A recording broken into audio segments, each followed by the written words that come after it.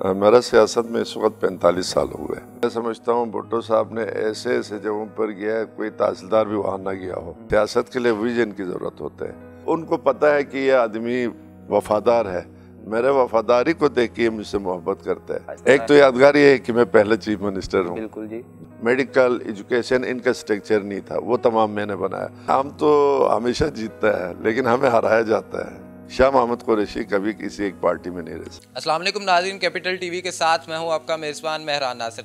नाज़रीन, आज मैं आपकी मुलाकात एक ऐसी शख्सियत से करवाने जा रहा हूं जिन्हें ये एजाज़ हासिल है कि वो गिलगित बल्तिस्तान के पहले वज़ीर आला हैं और वो पाकिस्तान पीपल्स पार्टी की एग्जीक्यूटिव सेंट्रल कमेटी के मेंबर भी हैं। आइए उनसे जानते हैं उनकी ज़िंदगी कहानी, उन्हीं की ज़ुबानी। तो आइए चलते हैं उनसे बात करते हैं।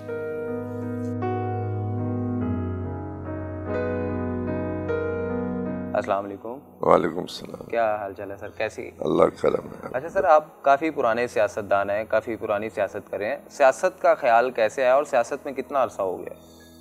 मेरा सियासत में इस वक्त 45 साल हो गए, वो भी एक पार्टी में। वो एक्चुअली ये हुआ कि हमारे इलाके में जब हम आज़ाद हुए तो हमारे बाप दादा ने बग़ैर किसी शराइत के पाकिस्तान में शामिल हुआ, लेकिन उससे कोई रिगार्ड हमें नहीं मिला। उसके जगह पर हमें वहाँ FCR जैसे कानून, पॉलिटिकल एजेंट, उनको नामजद किया। जब भुट्टो साहब ने इनकलाबी दौरे वोरे करने के बाद वो इलेक्शन जीता तो उसने गिलगित बल्तिस्तान, उस वक्त हमारे इलाके को नारदा नहीं रह कहता था, तो वहाँ उन्होंने दौरा किया। तो मैं समझता हूँ भुट्टो साहब ने ऐसे ऐसे जगहों पर गया है, कोई तहसीलदार भी वहाँ ना गया हो। मतलब ऐसे जगहों पर भुट्टो साहब हर मतलब कस्बे में वो गए। तो हमारा मुलाकात था स्कर्दू में। मैं उस वक्त कॉलेज यूनियन का भी प्रेसिडेंट था, PSF का भी मैं प्रेसिडेंट था। तो पहले मुलाकात में पहले ही मैंने एक बात किया, उसको उसने मतलब क्विक किया। मैंने उनको बगैर प्रोग्राम का अपना डिग्री का इंटर कॉलेज ले गया। फिर वहाँ उन्होंने डिग्री कॉलेज का ऐलान किया, तो बहुत सारे अहकाम किया, जिसके बाद मैंने सोचा और कि भाई अगर हमारे इलाके को कुछ मिलेगा तो फिर पाकिस्तान पीपल्स पार्टी से मिलेगा। यही वजह थी कि भाई जाहिर है मेरे कहने पर बगैर प्रोग्राम फिर जुल्फ़िकार अली भुट्टो को ऐसे वैसे चीफ मिनिस्टर तो नहीं, वो प्राइम मिनिस्टर तो नहीं था ना। भुट्टो का तो एक नाम था। भुट्टो साहब के साथ कोई ऐसी यादगार, कोई ऐसी चीज़ जो आपको भुट्टो साहब की आज भी याद है कि फलां जगह पे उन्होंने बहुत कुछ अच्छा किया था? भुट्टो साहब का एक बात मैं आपको बता दूं। सबसे पहले तो उसने मुझे पूछा कि आपको पैसे चाहिए। मैं स्टूडेंट था तो मैंने कहा नहीं। तो कहते हैं आप पहला स्टूडेंट लीडर जो ये कहते हैं। उसके बाद हमारा बल्तिस्तान में हमारा 2 वफद थे, एक उलमाए कराम और मुआजिन का, एक PSF और कॉलेज यूनियन का। तो हम लोगों ने इत्तेफाक किया था हम एक पॉइंट करेंगे कि गिलगित से स्कर्दू जो है ना ट्रक रोड बने।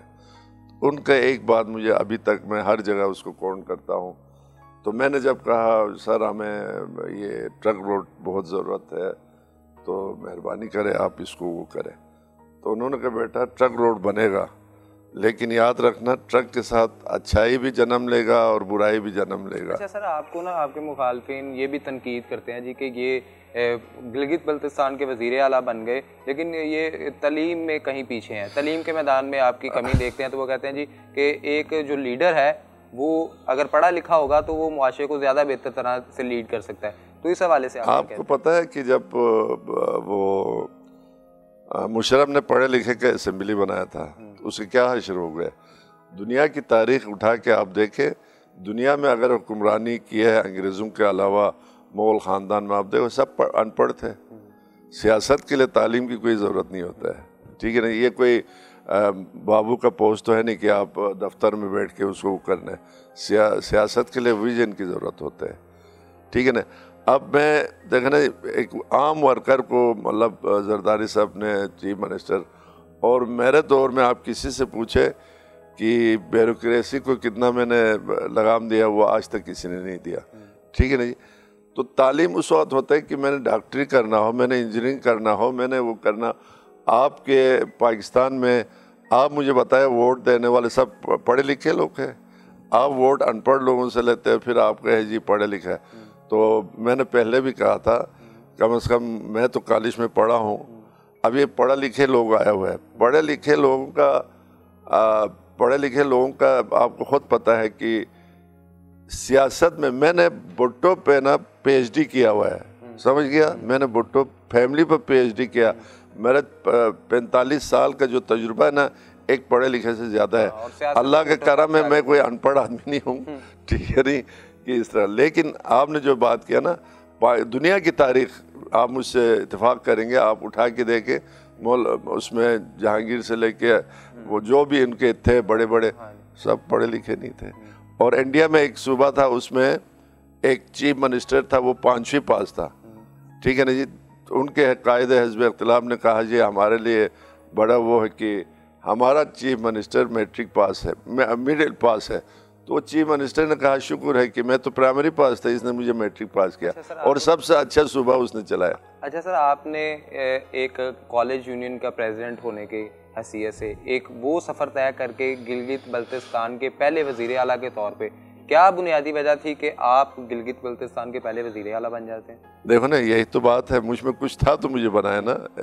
मतलब एक तो मेरा पीपल्स पार्टी से वफादारी, फिर मैं मार्शल्लाह का वाहिद सताया हुआ आदमी था वहाँ पर।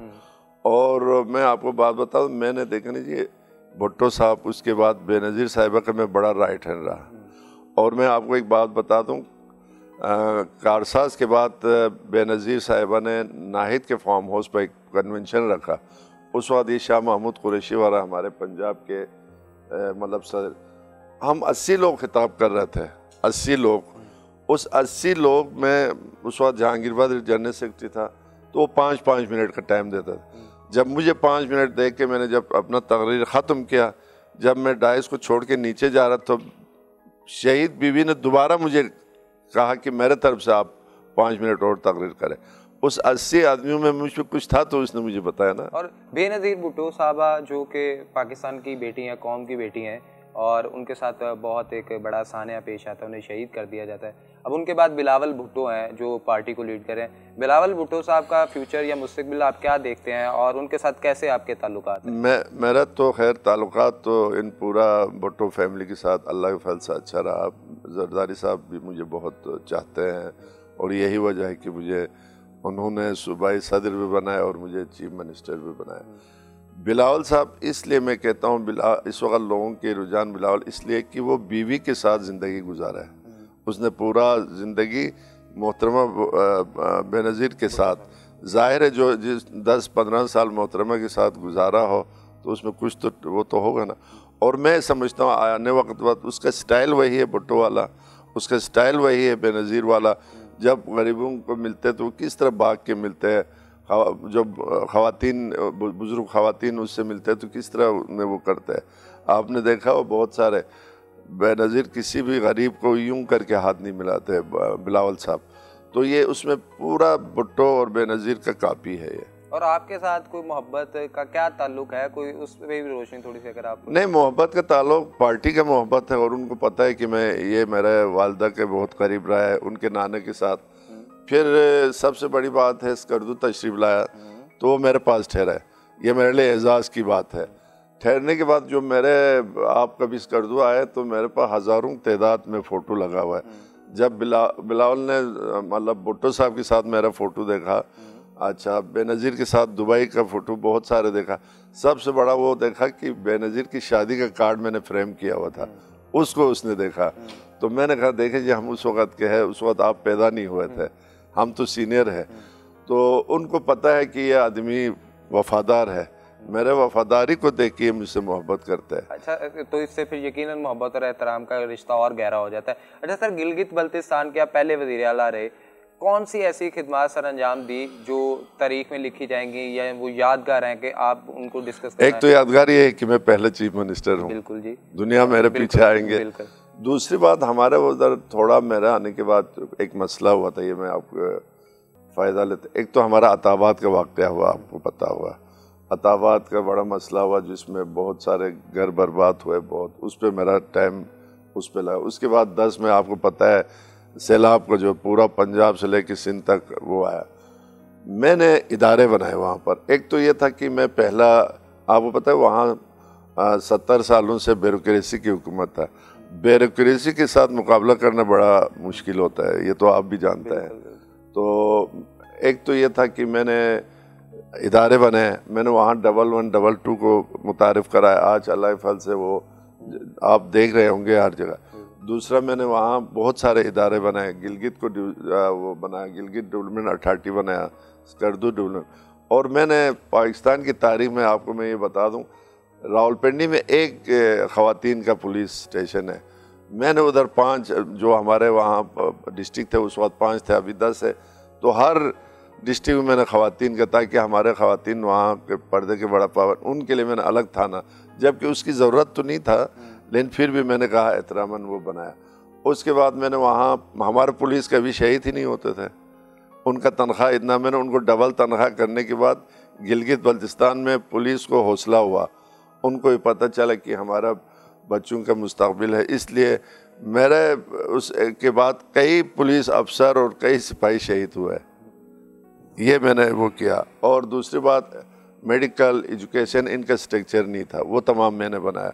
तो इदारे जो है ना, मैंने मतलब बहुत बनाया। अच्छा सर, इतना काम भी आपने किया, गिलगित बल्तिस्तान की आपने एक शक्ल सूरत बदल के रख दी, उसे अच्छा डेवलप कर दिया, लेकिन आप जहाँ पे कहते हैं कि ब्यूरोक्रेसी को आपने लगाम डाल के रखी, क्या यही वजह है कि 2009 के बाद आप अब ब्यूरोक्रेसी को लगाम डालने की बुनियाद पे ही आइंदा इंतखाबात में पीपल पार्टी वहाँ पे कामयाब नहीं? हम तो हमेशा जीतता है, लेकिन हमें हराया जाता है, ठीक है।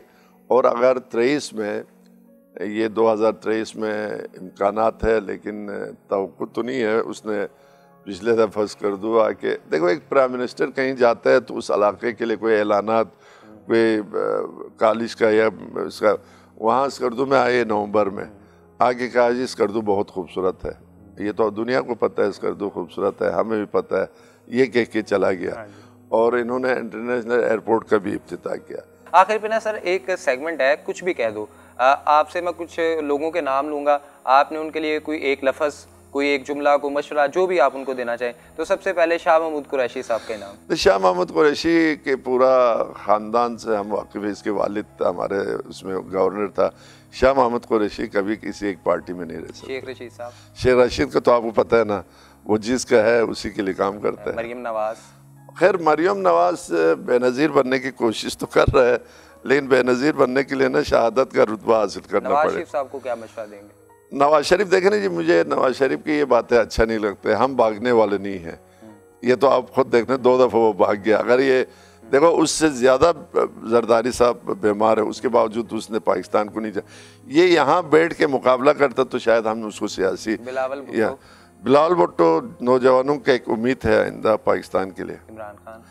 इमरान खान, देखो इसको मैं आपको एक बात बताऊँ, एक क्रिकेटर को सियासत से क्या, ठीक है ना जी, ये जो रात को कहते हैं दिन को बदल जाता है, तो इसलिए देखो ना, इसने 1 करोड़ मुलाजमीन के कहा, 50,000, तो ये सियासी आदमी, खैर तारीख में वज़ीर आज़म तो बन गया, लेकिन नाकाम वज़ीर आज़म की हैसियत से। फिरदौस हमारा उनके साथ बड़ा अच्छा ताल्लुक़ है, लेकिन फिरदौस साहिबा ने एक बात किया था कि पीपल्स पार्टी जो छोड़ते हैं उसको जलालत का सामना करना पड़ता है। वो मर्द हुर है। मैं आपको बात बताऊँ, वो पहला आदमी है जिसने अपने तमाम इख्तियारात जो है पार्लियामेंट को शिफ्ट किया, वरना कोई नहीं करते इतना इख्तियारात। और सूबों को नाम दिया, हमारे सूबे का नाम दिया, खैबर पख्तूनख्वा को दिया, बलूचिस्तान पैकेज दिया। मैं कहता हूँ आसिफ जरदारी बहुत बड़े खिलाड़ी है, सब पे भारी। बहुत शुक्रिया सर आपके कीमत का। अपने मेज़बान मेहरान नासिर को दीजिए इजाज़त। अल्लाह निगहबान।